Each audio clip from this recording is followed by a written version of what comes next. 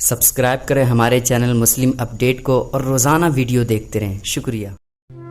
پیارے دوستوں، ایک زانی عورت حضور نبی کریم صلی اللہ علیہ وسلم کے پاس اس غرض سے آئی کہ اس کے گناہوں کی سزا اس کو اسی دنیا میں مل جائے اور آخرت میں وہ اس سزا سے بچ جائے۔ عرب قبیلہ کی ایک خاتون آپ صلی اللہ علیہ وسلم کی خدمت میں حاضر ہوئی۔ اس عورت کو اپنے گناہوں پر شرمندگی محسوس ہو رہی تھی اور احساس بھی ہو چکا تھا کہ وہ بہت بڑا گناہ کر چکی ہے۔ چنانچہ وہ عورت آخرت میں اس گناہ کی سزا سے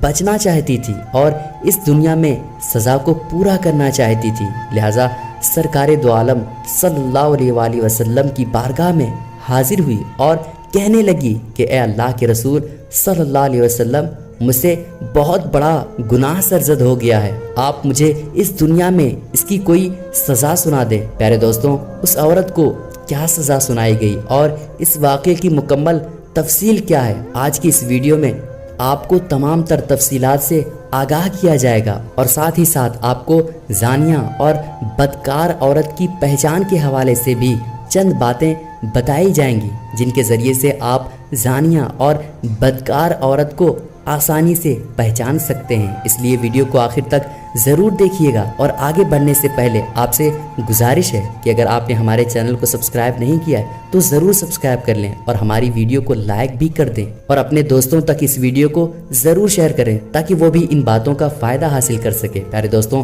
جب اس عورت نے سزا کا سوال کیا تو رسول خدا صلی اللہ علیہ وسلم نے اس کی بات سن لی اور اس کو گھر واپس جانے کا حکم دے دیا۔ اس بات پر خاتون نے کہا کہ اے اللہ کے حبیب، کیا آپ مجھے معاذ بن مالک کی طرح واپس کر رہے ہیں؟ اور وہ عورت کہنے لگی کہ میں تو حاملہ بھی ہوں، پریگننٹ بھی ہوں۔ پیارے دوستوں، یہاں یہ بات واضح رہے کہ معاذ بن مالک سے زنا کا ارتکاب ہو گیا تھا اور وہ بھی اس گناہ کے بعد جب سزا کے لیے دربار نبوی صلی اللہ علیہ وسلم میں حاضر ہوئے تو رسول خدا صلی اللہ علیہ وسلم نے شروع میں ان کو مجبور سمجھ کر واپس بھیج دیا، لیکن بعد میں ان پر حد جاری کر دی گئی۔ اس پر رسول خدا صلی اللہ علیہ وسلم نے ارشاد فرمایا کہ جب تم بچے کو جنم دے لو تو پھر اس کے بعد میرے پاس آنا۔ پیارے دوستوں، جب اس عورت کے یہاں بچے کی پیدائش ہوئی تو وہ عورت اپنے بچے کو کپڑے میں لپیٹ کر نبی آخر الزماں صلی اللہ علیہ وسلم کی خدمت میں دوبارہ حاضر ہوئی تو اللہ کے رسول صلی اللہ علیہ وسلم نے اس عورت سے فرمایا کہ کیا اس بچے کو آپ نے ہی جنم دیا ہے؟ تو انہوں نے کہا کہ اے اللہ کے پیارے حبیب صلی اللہ علیہ وسلم، اس بچے کو میں نے ہی جنم دیا ہے۔ رسول خدا صلی اللہ علیہ وسلم نے کہا کہ اس بچے کو لے جاؤ اور دودھ چھوڑانے کے بعد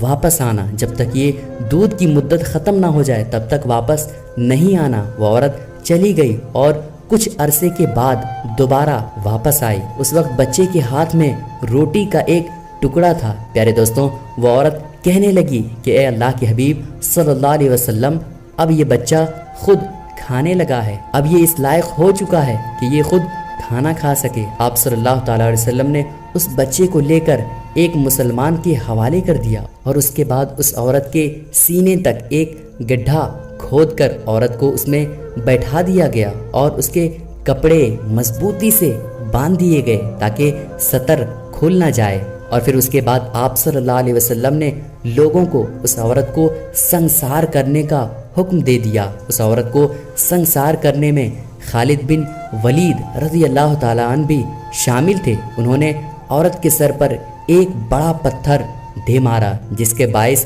خون کے چھینٹے خالد بن ولید کے سر پر گرا تو انہوں نے اس عورت کو برا بھلا کہا۔ حضور نبی کریم صلی اللہ علیہ وسلم نے بھی سن لیا تو خالد بن ولید کو مخاطب کر کے فرمایا کہ تم انہیں ایسا مت کہو اور اس طرح کہنے سے باز رہو، کیونکہ قسم ہے مجھے اس ذات کی جس کے قبضے قدرت میں میری جان ہے، اس زانی عورت نے ایسی سچی اور پکی توبہ کی ہے کہ اگر کوئی ظالمانہ ٹیکس لینے والا گنہگار شخص بھی ایسی توبہ کرے تو اللہ اس کی توبے کو قبول فرما لے۔ پیارے دوستوں، یہ سب ہونے کے بعد آپ صلی اللہ علیہ وسلم اس عورت کی نماز جنازہ بھی خود پڑھائی اور جنت البقیع میں اس عورت کی تدفین بھی کی گئی۔ جنت البقیع میں اس عورت کو دفن کر دیا گیا، جس پر اللہ کے رسول پیارے صحابی جناب حضرت عمر رضی اللہ تعالیٰ عنہ نے حضور نبی کریم صلی اللہ علیہ وسلم سے عرض کیا کہ اے اللہ کے پیارے رسول، کیا آپ زانیہ کا بھی نماز جنازہ پڑھاتے ہیں؟ تو حضرت عمر رضی اللہ تعالیٰ عنہ کی یہ بات سن کر حضور نبی کریم صلی اللہ علیہ وسلم نے ارشاد فرمایا کہ اس زانیہ عورت نے ایسی سچی اور پکی توبہ کی ہے کہ مدینہ کے 70 آدمیوں میں بھی اس کو تقسیم کیا جائے تو سب کے لیے کافی ہو جائے گا۔ آپ صلی اللہ علیہ وسلم حضرت عمر رضی اللہ تعالیٰ عنہ سے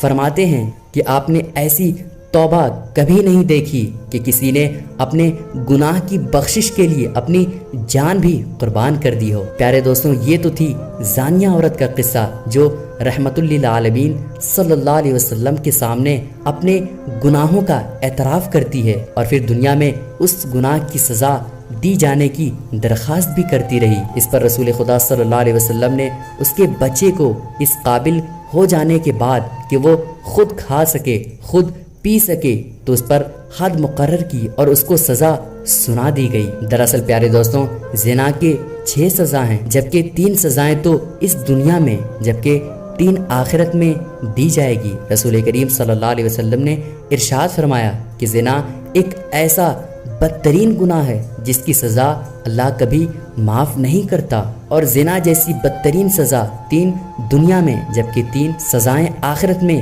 دی جائیں گی۔ دنیا میں دیے جانے والے گناہوں کا ذکر کیا جائے تو ان میں سب سے پہلا یہ ہے کہ اللہ پاک زنا کرنے والے کے چہرے سے رونق اور معصومیت کو ختم کر دیتا ہے، اور دوسرے نمبر پر زنا کرنے والے کی عمر دنیا میں کم کر دی جاتی ہے، اور زنا کرنے والا بدترین بیماریوں میں مبتلا ہو جاتا ہے اور یوں ہی دنیا پر گناہوں میں ملوث ہو جاتا ہے۔ اور تیسری سزا یہ ہے کہ دنیا والوں کا محتاج ہو جاتا ہے، اور یہاں تک کہ اس کے لیے اپنے گھر کی عورتوں کی عزت بھی محفوظ نہیں رہتی۔ اسی طرح سے زنا کرنے والے کے لیے آخرت میں بھی 3 سخت سزائیں بتائی گئی ہے، اور ان میں سے سب سے پہلی سزا یہ ہے کہ قیامت کے روز زنا کرنے والے شخص سے اللہ تعالیٰ ناراض ہوگا، اور جس سے خدا تعالیٰ ناراض ہو تو ایسے شخص کے لیے صرف اور صرف تباہی اور بربادی ہے۔ ایسے شخص کے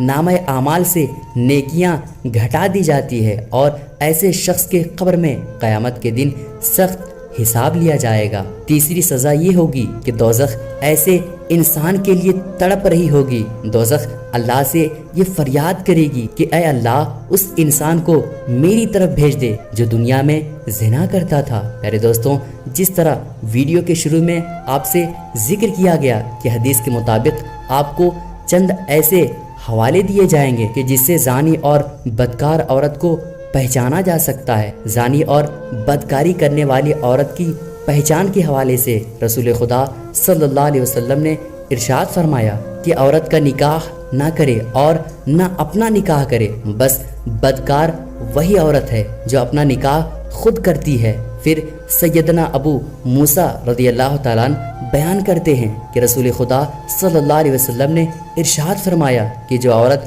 خوشبو لگا کر لوگوں کے سامنے سے گزرے تاکہ لوگ اس کی خوشبو کو محسوس کرے تو وہ زانی اور بدکار عورت ہے۔ ابو موسیٰ رضی اللہ تعالیٰ عنہ بیان کرتے ہیں کہ رسول کریم صلی اللہ علیہ وسلم نے ارشاد فرمایا کہ کسی اجنبی کو شہوت کے ساتھ دیکھنے والی ہر آنکھ زانیہ ہے، اور بے شک جب عورت عطر لگا کر کسی مجلس کے پاس سے گزرتی ہے تو وہ بھی زانیہ ہے۔ پیارے دوستوں، اللہ رب العزت سے دعا ہے کہ ہم سب کو اس بڑے گناہ سے محفوظ رکھے، ہماری عورتوں کی حفاظت فرمائے اور مردوں کو بھی اپنی نظر کی حفاظت کرنے کی توفیق عطا فرمائے۔ آمین ثم آمین۔ پیارے دوستوں، امید کرتے ہیں کہ آج کی ویڈیو آپ کو بہت ہی زیادہ پسند آئی ہوگی۔ پسند آنے کی صورت میں اس ویڈیو کو ایک لائک ضرور کریں، اور اس ویڈیو کو اپنے کچھ قریبی دوستوں اور رشتہ داروں تک ضرور شیئر کریں تاکہ وہ بھی ان باتوں کو یاد رکھ سکے، اور ہمارے چینل کو بھی